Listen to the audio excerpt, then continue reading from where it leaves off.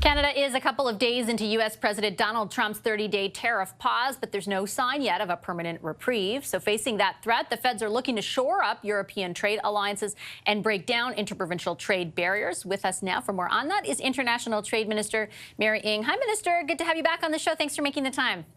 Always good to talk to you, Vassy. In your view, Minister, is the threat of these tariffs from Donald Trump about the border, or is it about the trade relationship between our two countries?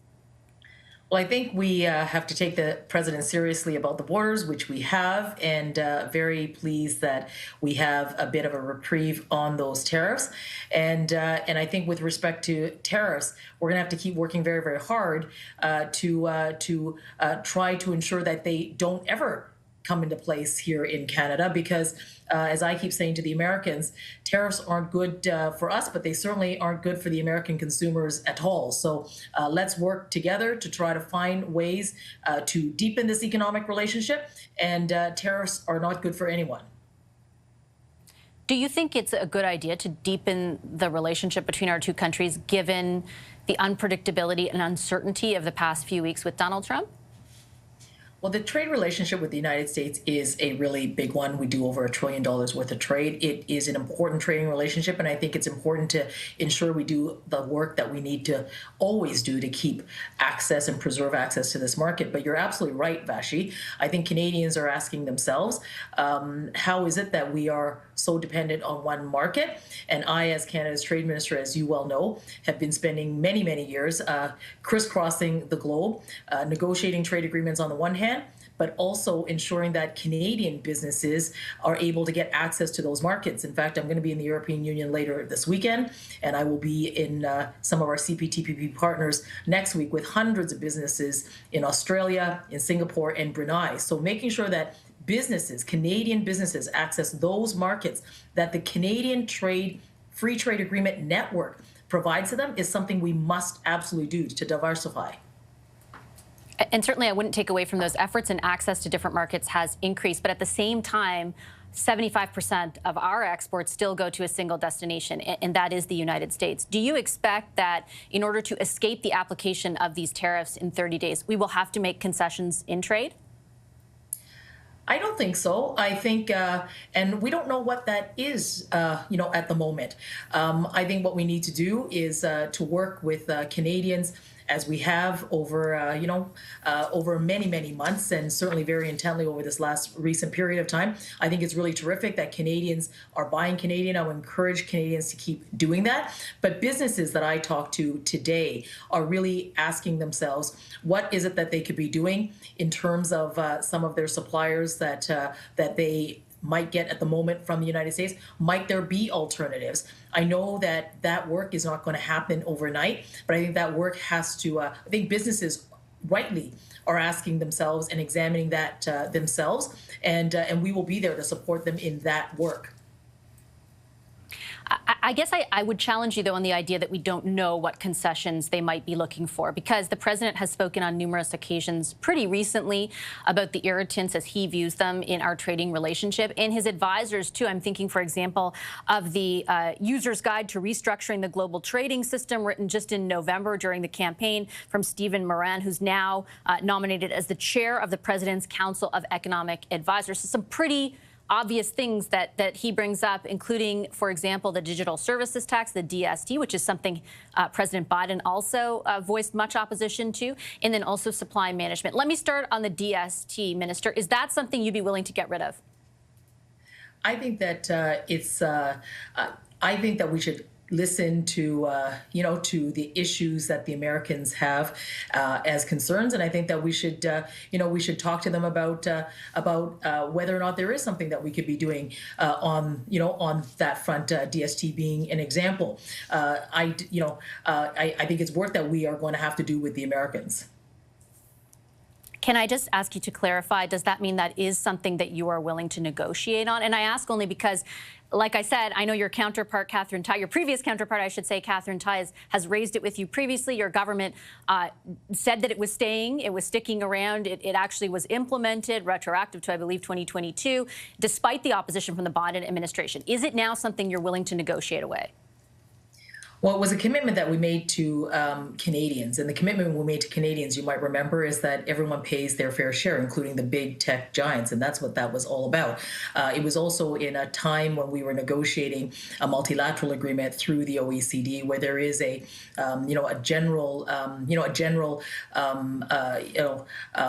taxation for fairness at the OECD. So we were very much a part of, of those dialogues. But it was a commitment that we made to the Canadian people, and it's one that we kept. I think going forward, what we're going to do is, as you have seen us do of late, is really understand the issues that are prioritized and important for the Americans, and we need to enter into those conversations with a view of making sure that there are no tariffs placed on Canada. I guess I'm still confused, though. I would interpret that as that's something that you're open to. And I just want to be clear, because this isn't nothing. This is something the president, for example, himself has launched a study on extraterritorial taxation. He is willing, people around him say, to invoke a power that would allow him to double taxes on Canadian companies that are operating in the United States. So the consequences are quite significant. Yes or no, Minister, with great respect, is that something that you're no longer wedded to, the DST? Well, I'm glad that you raised what the Americans are going to be doing in that one provision of the president's very comprehensive trade memoranda.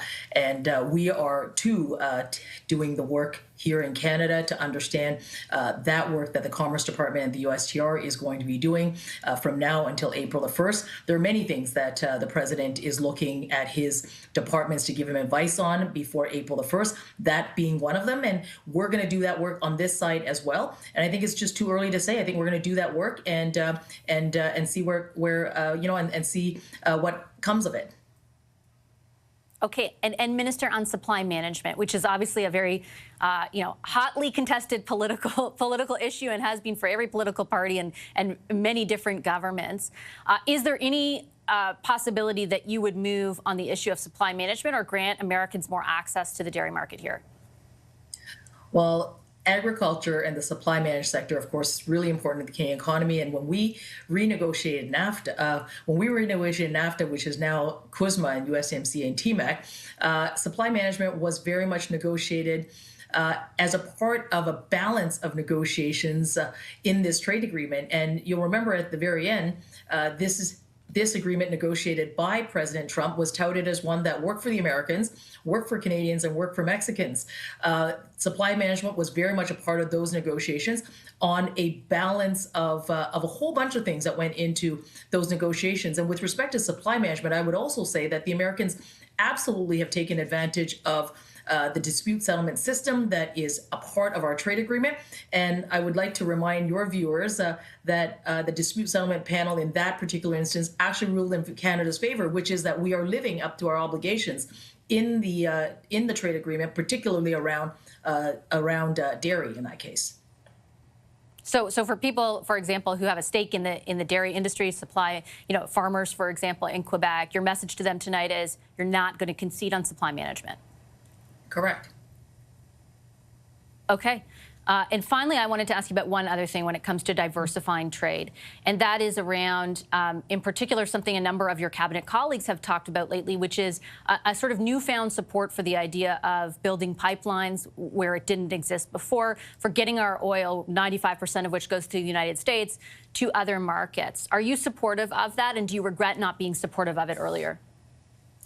I think that what we are all thinking about right now is what Canada needs to look like, what our economy needs to look like into the future. I think we're asking the question around the high dependency to one particular market, and the fact that with Canada's trade agreements giving us access to 65% of the world's economy, how it is that we might be able to diversify in a way that really protects Canadian jobs and is good for the Canadian economy. Trade infrastructure, for sure, I think has been brought up as an opportunity for us as Canadians. So I think that we should be looking at those very things and those very infrastructure things that are going to be important for Canada and for how they can enable our diversification into the future to the betterment of the Canadian economy.